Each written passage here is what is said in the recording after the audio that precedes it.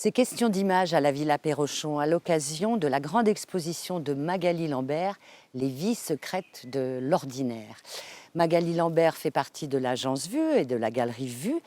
Elle va vous raconter son univers, un univers fait d'installations, de sculptures, de dessins, de gravures et de photographies. Et vous connaissez le rituel. Lila, une jeune spectatrice, va découvrir une de ces images, celle de Magali bien évidemment, et elle nous en parle.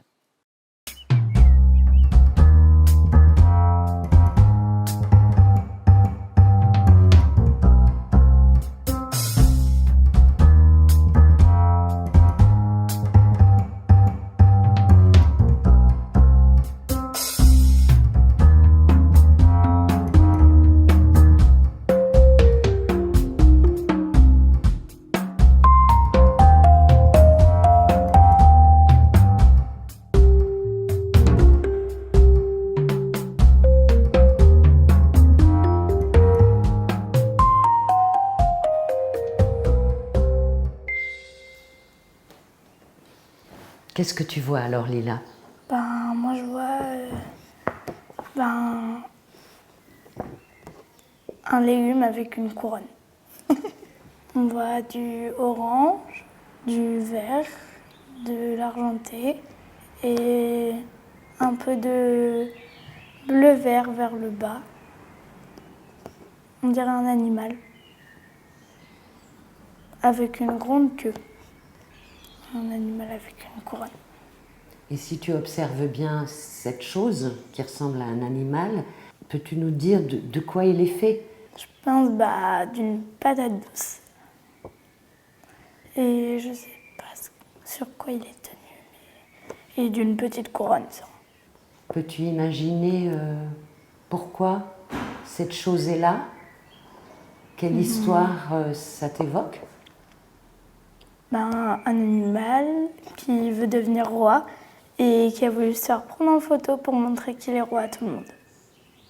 Qu'est-ce qui est important dans ce que tu as dans les mains? Est-ce que c'est la photographie ou est-ce que c'est l'objet? Un peu les deux, parce que la chose, faut bien qu'on la voie. C'est pour ça que les couleurs, elles sont assez vives pour que ça fasse ressortir le noir qui est tout au fond. Et après, les poser sur quelque chose de noir. Et c'est pour ça que je pense qu'il y a du bleu en dessous, du bleu-vert. Est-ce qu'on peut imaginer, Lila, un titre pour cette image? La patate douce qui veut devenir reine.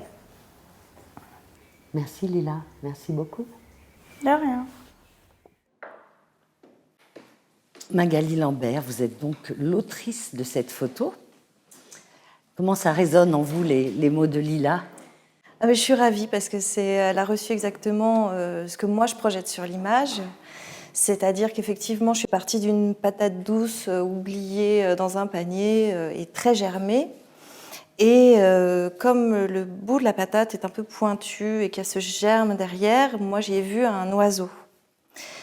Et je me suis dit, cet oiseau pourrait gagner encore un peu plus d'ampleur en ayant une petite couronne qui traînait dans mon atelier. Il y a plein d'objets qui traînent dans mon atelier. Et là, je me suis dit qu'il y avait peut-être une correspondance.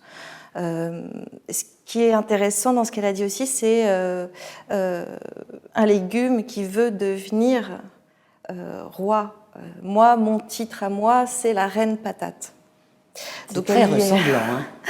Elle y est absolument. Et ce qui est important pour moi, c'est l'idée de transformation, de pouvoir rêver à autre chose, de partir d'une matière non noble, d'une matière délaissée, et de pouvoir l'amener à rêver à autre chose, à vivre ailleurs. Donc cette photo est très représentative de votre pratique artistique. Oui, absolument. Et elle fait aussi partie d'une série un peu plus vaste qui s'appelle Les Merveilles, que j'ai commencé à réaliser pendant une année de résidence à la Casa Velázquez à Madrid, donc l'Académie de France à Madrid, où j'ai travaillé avec des objets, des rebuts de la société, de la civilisation, et je les ai récoltés dans l'atelier de Madrid. Et puis, j'ai commencé à faire des associations entre un objet naturel et un objet artificiel. Parce que dans l'histoire de l'art, autant des cabinets de curiosité au XVIe siècle, le mélange d'un élément naturel et d'un élément artificiel créait ce qu'on appelait des merveilles, des mirabilia. Donc, c'est-à-dire, on parle là d'objets extrêmement précieux, ramenés du bout du monde, de collections qui n'étaient faites que pour les nobles, pour les princes, qui étaient absolument confidentielles et très précieuses. Et j'insiste là-dessus parce qu'en fait, moi, je me sers des rebuts de la société contemporaine et je les associe, et j'essaie de faire en sorte qu'elles se parlent, ces formes, mais également qu'elles gagnent en préciosité. Ça, amené par ce que pointe Lila, c'est-à-dire le fond sombre, la lumière, qui est une lumière, enfin, qui est une technique que j'ai élaborée quand je travaillais en haute joaillerie. Donc je photographie ces rebuts comme des bijoux, en fait. Alors, il y a plein de choses là dans ce que vous venez de dire.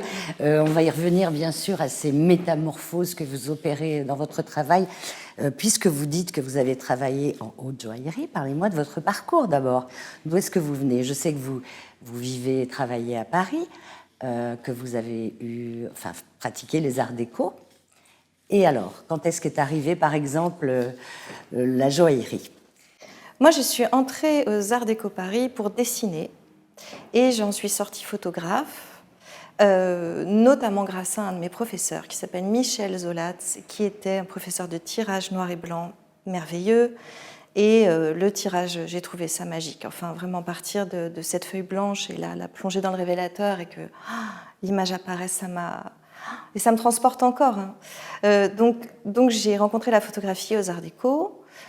Puis, après les arts décoratifs, j'ai voulu gagner ma vie. Je n'ai pas osé me lancer à faire mes propres images, à chercher à les montrer. J'étais pas encore assez assurée. Alors, j'ai fait un tas de travaux différents. J'ai été, je ne sais pas, assistante de plateau, assistante de photographe, bien sûr, pour des hôtels, pour des sculpteurs, enfin bon.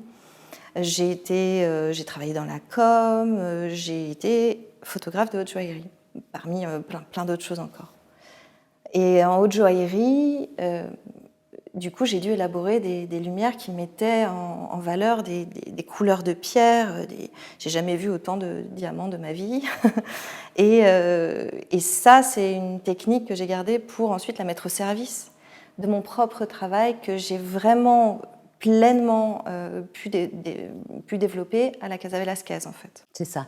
Donc, en fait, aujourd'hui, vous êtes non seulement photographe, mais artiste en général, c'est-à-dire que vous dessinez, vous sculptez, vous gravez, et la photographie est là aussi.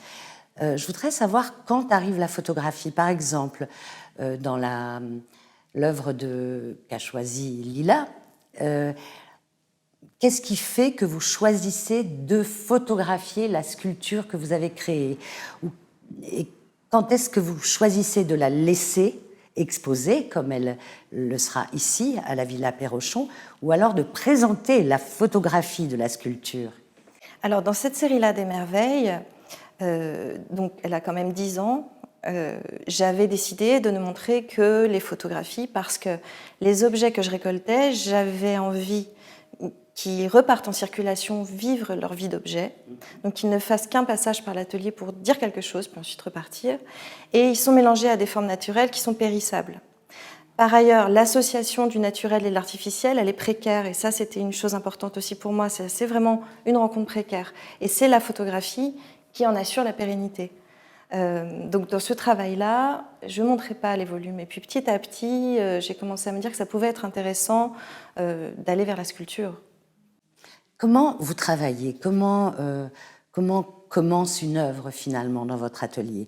À partir d'une idée, à partir d'une lecture, à partir d'un film, d'un son? Comment ça démarre? Je pense à partir d'un peu tout ça, oui. Mais sans que j'en ai particulièrement conscience, parce qu'on se nourrit d'absolument tout ce qui nous entoure, et aussi de nos expériences, et aussi des rencontres. Et donc mon travail se nourrit de tout ça, mais aussi c'est comme si il poursuivait une ligne et que moi, je courais un peu derrière. En fait, c'est comme s'il avait cette écriture, elle s'écrivait par elle-même.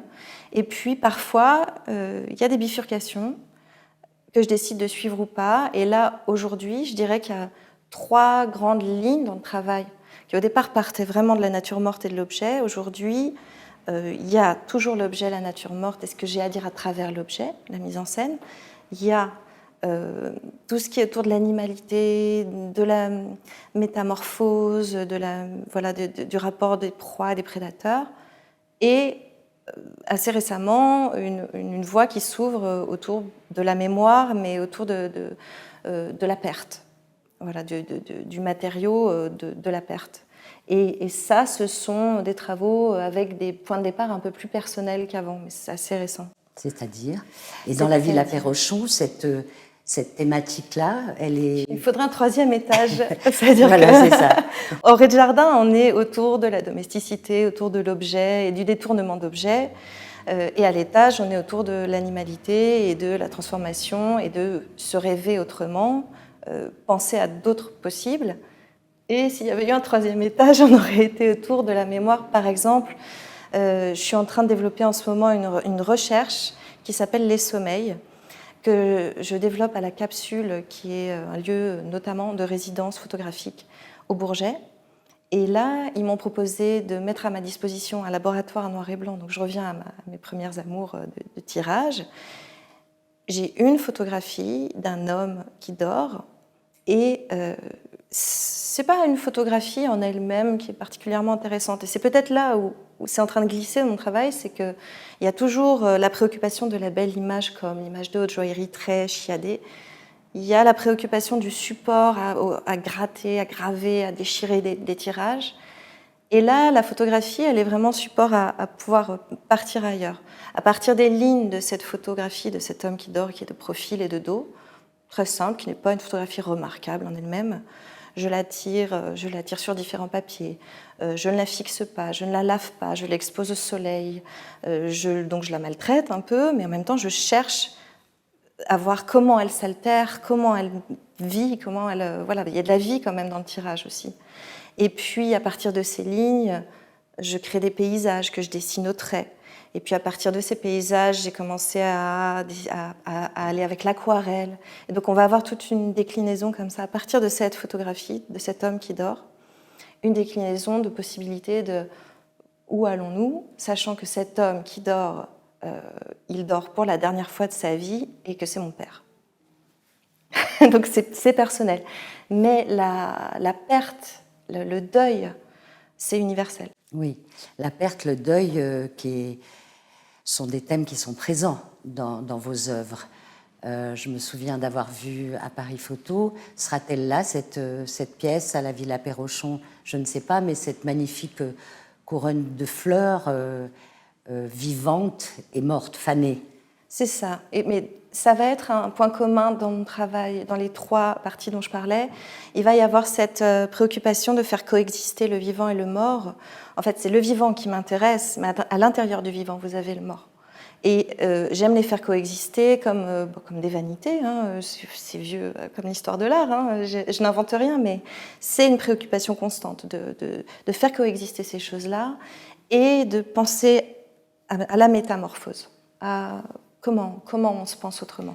Parlez-moi de l'affiche, qui est l'affiche de l'exposition, de cette exposition donc, qui est là jusqu'en octobre à la Villa Perrochon, où il y a à la fois des fleurs et des épluchures de pommes de terre. Alors ça, c'est une photographie qui est sortie d'une série qui s'appelle À domicile, que j'ai réalisée en 2020. Pendant le premier confinement, je me suis dit que j'allais faire une photo par jour.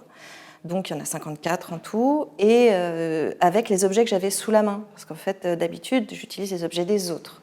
Sachant que dans les merveilles, les objets des autres sont les objets un peu qu'on a tous vus. Il y a une mémoire collective comme ça, des objets d'autres générations. Là, j'ai décidé d'utiliser les miens propres, puisque de toute façon, on ne pouvait pas sortir, et de détourner un peu ces éléments du quotidien, ces éléments de l'alimentaire ou de l'hygiène. Alors la photo en elle-même, c'est sur un plateau sur lequel on voit apparaître des fleurs. C'est un plateau vraiment bas de gamme. Et bon, voilà, je devais faire une purée. Hein. J'ai épluché des pommes de terre et je me suis dit que déployer ces épluchures sur ce plateau, ça a créé une sorte de nature morte. Et à nouveau, ce souci de faire apparaître un détritus qui prendrait une autre couleur, une autre place. Et c'est comme ça qu'est née l'image. J'ai aussi placé un petit citron moisi, parce que le citron moisi commence à revenir dans les idées comme une sorte de vanité, une vanité qui en a pas l'air. Et donc à partir de là, vous avez toutes ces images, ces 54 images qui sont exposées ici, et vous n'avez pas simplement aligné, affiché ces images. Qu'est-ce que vous avez ajouté à la photographie ? J'y ai ajouté la dimension d'objet à nouveau. C'est-à-dire dans la représentation, on est dans l'objet. Je les ai fait imprimer sous forme de cartes postales, parce que quand je les faisais, mon idée c'était d'envoyer des cartes postales aux gens dont on était privé, auxquels l'accès était privé, et puis aussi d'avoir des sortes de... Je l'avais nommé carte postale de l'ennui au départ, puis finalement je trouve ça un peu complaisant, parce que l'ennui finalement... Enfin, on avait quand même de la chance de pouvoir rester à l'abri. Donc voilà, je suis plutôt partie sur à domicile, qui correspondait mieux, mais quand même avec cette idée d'envoyer vers les autres et d'avoir quand même des échanges, et puis d'être aussi dans la maison avec la carte postale épinglée, comme à la maison, quoi. Collée sur le frigidaire. Voilà, c'est ça. Réfrigérateur. Que l'objet n'ait plus un statut là de préciosité. C'est ça. Que ce soit un objet du tout venant. D'une façon générale, est-ce que votre œuvre, depuis que vous travaillez comme artiste, est une sorte d'autobiographie enfin, j'ai l'impression que oui, puisque tout à l'heure vous nous avez parlé de ce corps, de cet homme endormi qui est votre père, mais est-ce que d'une façon générale, en découvrant toutes les œuvres ici, on peut rêver à votre vie ou la voir? C'est une bonne question.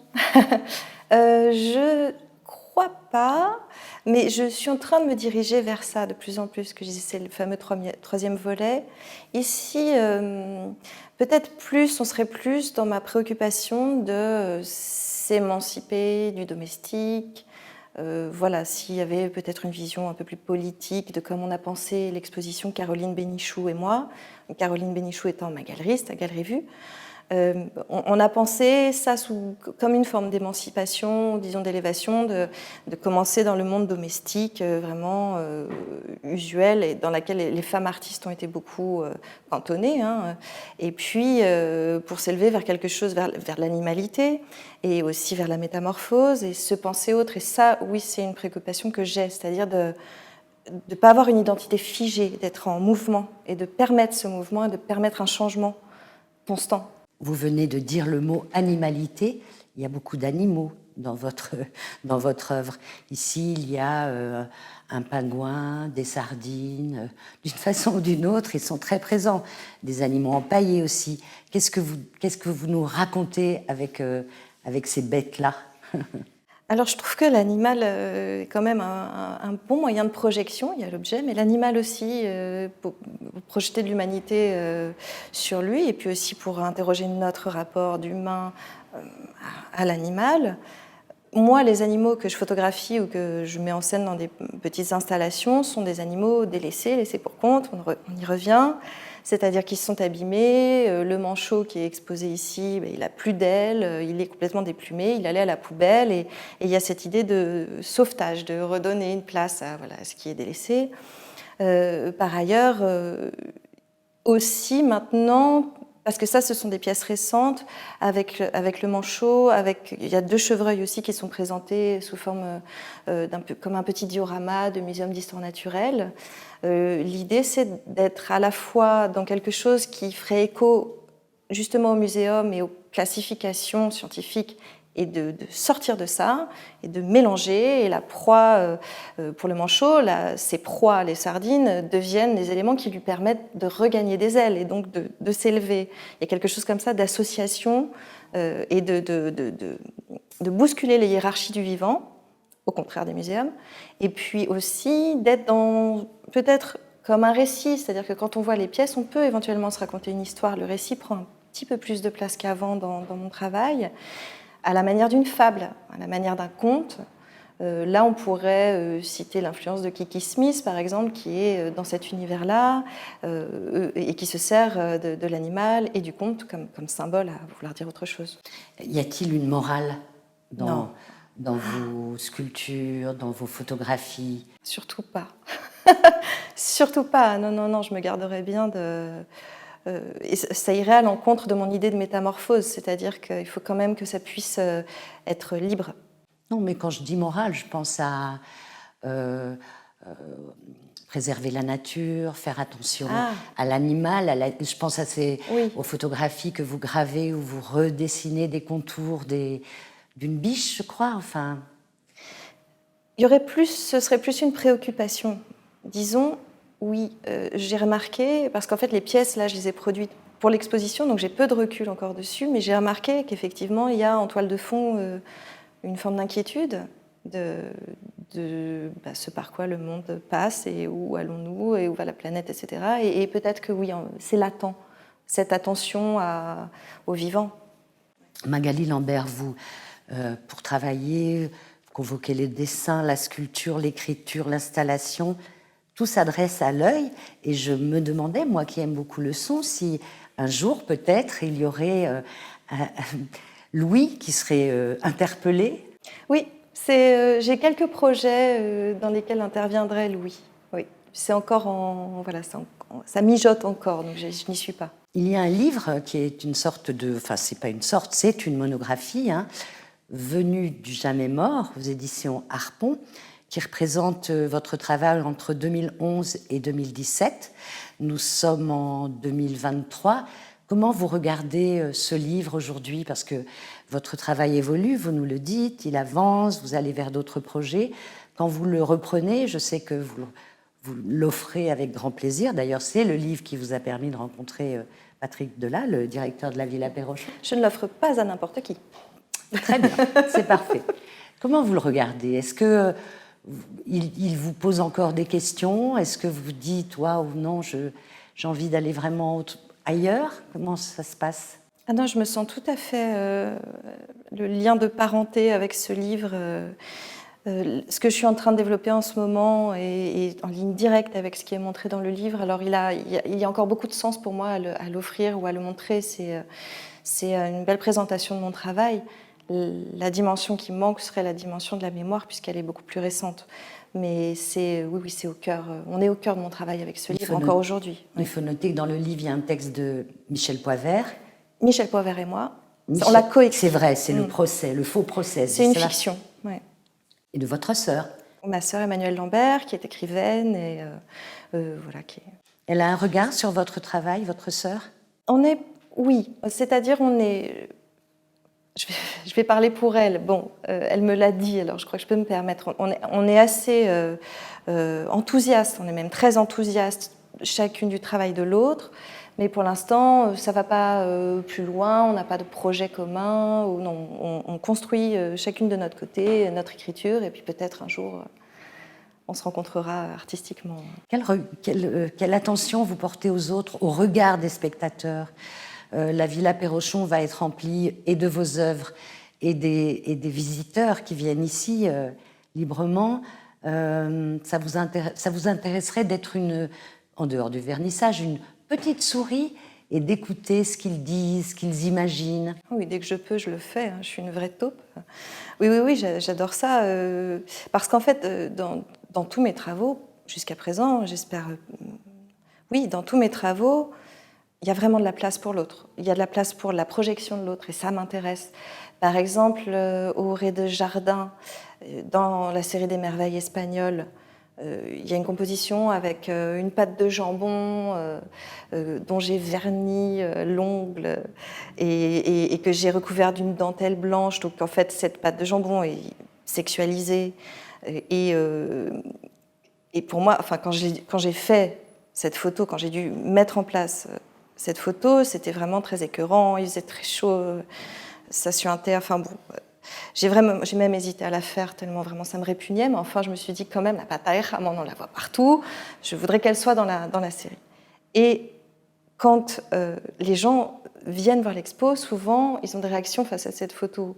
Soit ils rient franchement, Mais un jour, j'ai un visiteur qui est venu me voir et qui m'a dit, en Espagne, un Espagnol, et qui m'a dit, pour moi, c'est la femme parfaite. Je dis, bon, ben voilà, c'est une projection. Moi, je reçois et je trouve ça génial. Ça m'amuse énormément. Mais vous, alors, pour vous, qu'est-ce que c'est que cette pâte avec ce vernis sur le... Comment on appelle ça, l'ongle Oui. Et ce voile? Pour moi, c'est une sorte de clin d'œil. Enfin, j'y voyais pas, j'y projetais pas quelque. Oui, bien sûr, il y a le côté sexualisé. Il y a peut-être une influence de Meret Oppenheim dans sa façon de. Bon, alors ça, c'était il y a longtemps, hein, mais dans la façon qu'elle a eue de se réapproprier des objets du quotidien pour parler de la condition des femmes de son époque, des années 40. Peut-être qu'il y a eu un écho comme ça quand j'ai fait ce geste, mais je l'ai fait parfois les choses s'associent spontanément. Je ne sais même pas très bien moi-même ce que je suis en train de faire. Parfois, il y a une idée un peu plus construite derrière. Mais là, en l'occurrence, c'était un geste un peu spontané et que j'ai même failli arrêter, me demandant ce que j'étais en train de fabriquer. Et parmi tous les objets que vous travaillez, que vous métamorphosez, y en a-t-il un qui revient souvent, une sorte d'objet un peu fétiche dans votre travail au cours de votre existence et carrière qui est bien sûr à mi-chemin, mais est-ce qu'il y a une chose qui serait un peu un objet rituel? Je crois quand même qu'on retrouvera quelques motifs tels que les plumes, les cages, les épluchures, les rebuts ménagers, et puis la biche, le chevreuil, le gibier en fait. C'est à partir d'une rencontre que vous avez une certaine attirance pour le gibier? Une rencontre dans la forêt avec une biche, c'est ça? C'est ça, j'étais allée me promener avec une amie photographe. Et on a vu cette biche et ce cerf au loin, et moi j'étais sûre qu'ils allaient partir, et puis ils ne sont pas partis, ils étaient quand même assez loin, mais ils n'ont pas fui. Alors on s'est assis en attendant de voir ce qui se passait, et puis petit à petit ils se sont rapprochés, et puis finalement on a eu... on a vécu une expérience avec eux assez étrange d'être ensemble, quelques heures, ça a duré quand même plusieurs heures. Et alors, je les ai photographiés un peu fascinés. Je me suis dit, mais moi, j'allais chercher l'absence dans la forêt. Moi, j'étais là pour photographier des forêts vides et y graver des petits fantômes comme ça, animaux, des petits fantômes animaux d'ailleurs. et finalement, j'ai trouvé la présence et j'ai trouvé ça fabuleux. Que vous avez retravaillé ensuite? J'ai retravaillé, comme j'ai gravé sur les tirages, comme je pensais un peu aux divinités des films de Miyazaki, aux divinités de la nature, comme ça. J'allais vous demander justement si dans votre travail il y a des personnages ou des films ou des auteurs ressources. Vous venez d'en citer plusieurs, mais... Oui, alors j'ai pas cité Joan Fontcuberta, qui est quand même... que je trouve prodigieux, qui était là il y a peu de temps, et notamment toutes les chimères qu'il a créées. Voilà, ça a été une immense influence. Aussi, on pourrait citer Claude Cahun, plus aux origines, parce là, on parle quand même des années 30, et elle faisait des autoportraits où elle se métamorphosait, où elle se pensait différente, elle ne rentrait pas dans les cases. Enfin, et les images sont prodigieuses. Après, évidemment, on peut parler des surréalistes. Alors, j'ai parlé de Meret Oppenheim, mais oui, sur l'association d'idées, l'association d'objets. Enfin, il y en a beaucoup d'influences. Mais... Une dernière question, peut-être, sur cette association d'objets, quand même, qui est là au cœur de votre travail. Essayez, peut-être en prenant un exemple, de nous expliquer comment vous fonctionnez, comment vous partez d'un objet et puis vous en trouvez un autre et vous allez les unir, les assembler pour créer une fiction, pour créer une œuvre qui est là exposée à la Villa Perrochon. Ça dépend vraiment des objets. En fait, chaque photo est faite d'une façon différente. Ce dont j'ai besoin, c'est de les avoir près de moi, de vivre auprès d'eux et de les avoir comme ça au coin de l'œil, tout le temps un peu dans la tête. Et après, ça circule dans la tête, et après, ça se rencontre dans ma tête, en fait. Mais il faut qu'ils m'entourent. moi, pour choisir un objet, j'ai besoin d'être en empathie avec, ou alors qu'il m'envoie un symbole, un signe très fort, l'un ou l'autre. Beaucoup d'empathie quand même. Mais parfois, bon, la cage, c'est un signe très fort. Donc ça prend du temps. Ça prend du temps, oui, c'est dans ma vie quotidienne, c'est permanent. Je suis toujours à l'affût de formes qui pourraient venir alimenter mon travail. Oui. Et ça peut être aussi des objets en plastique. Vous utilisez la couleur, le plastique. J'ai vu des photos de votre atelier où il y a encore une biche associée à des sortes de choses en plastique autour de la tête. Oui, ça c'est présenté ici. Ce sont des jouets, en fait, des jouets en plastique usés, vraiment du détritus de la société, de consommation, de plastique, tout ce qu'il y a de pire, que je récupère parce que ce sont des jouets, donc c'est un signe fort aussi, et par leur couleur, et parce que ce sont des choses qu'on est censé consommer. Donc, pareil, jouer sur les associations d'idées, il y a souvent plusieurs couches. Et j'ai mis ces chevreuils dont les gens voulaient se débarrasser, que j'ai récupérés. J'ai mis ces chevreuils au cœur de cette sorte d'île plastique. Bon, il en existe une réellement, hein, mais continent même. Mais et comme si ils avaient voulu les manger, qu'ils étaient piégés par. Je leur ai créé des petites muselières en fruits comme ça en plastique. Donc c'est la proie qui devient prédateur, etc. Et vous nous dites qu'il n'y a pas de message dans vos œuvres. Il n'y a pas qu'un seul message. Voilà, c'est ça. Je veux bien entendre. Peut-être que ce sera reçu autrement et je veux bien l'entendre. Merci Magali Lambert. Vous allez nous accompagner tout l'été ici à la Villa Perrochon. Il fera très frais dans les salles. C'est vraiment très agréable de passer l'été en votre compagnie. À bientôt. À bientôt, merci.